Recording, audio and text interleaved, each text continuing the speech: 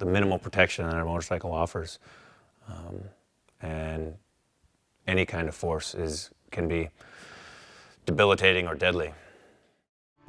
Being in a place where he wasn't making any money, very defeated, frustrated. Premonition, I guess, is what I would describe what I felt. Whether you believe in miracles or not, this has to be one.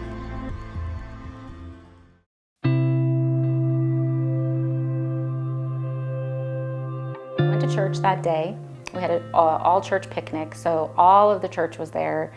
We hung out, had some food, got on the bike, went to the park. These two blonde people riding around on this motorcycle, and it was just freeing and liberating, and you're in Jackson, and it's beautiful, and the wind's in your face, literally, and it's just such a freeing experience, and we just love to do it. We're out there, he gets a call, you know, this lady wanted him to show property, and of course, you know, he's like, yeah, I gotta do this, like it's a possible sale, we have to go.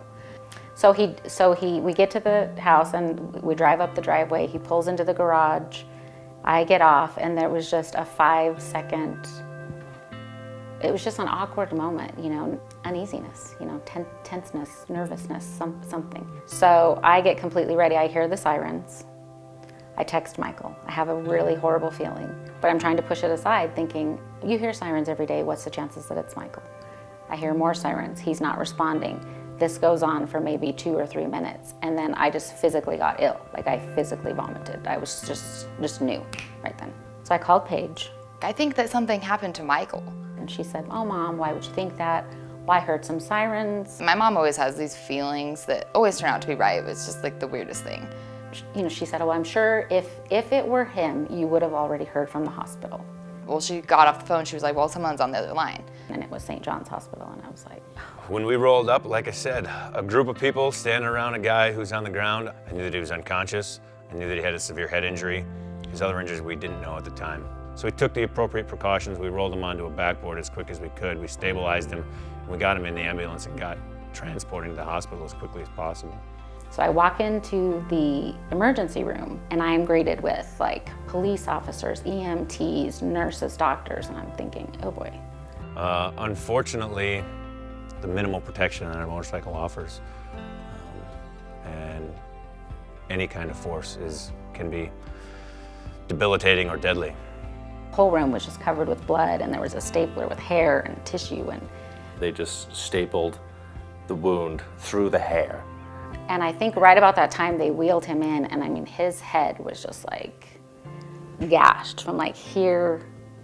And there was hair and blood and all kinds of material and matter. And they had just literally, to save his life, you know, just like grabbed it and stapled it. So the doctor comes in with a form clipped to a clipboard, hands it to me, and basically describes to me the severity of the injury. It's neurological, it's in the spinal cord, it has to do with his brain, it's severely damaged, his spinal cord is almost completely severed. The C7 has shattered, he has bone shards all over in his spinal cord. And if we don't do this surgery, he's going to be paralyzed for the rest of his life. If we do this surgery, it might paralyze him for the rest of his life. I'm like, okay, well.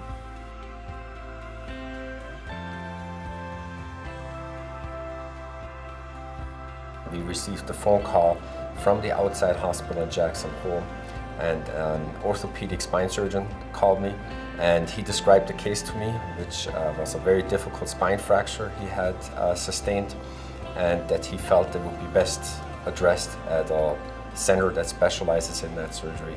The typical patient who has a complete fracture dislocation is very likely to be completely paralyzed, and most patients, if they have that, will really never walk.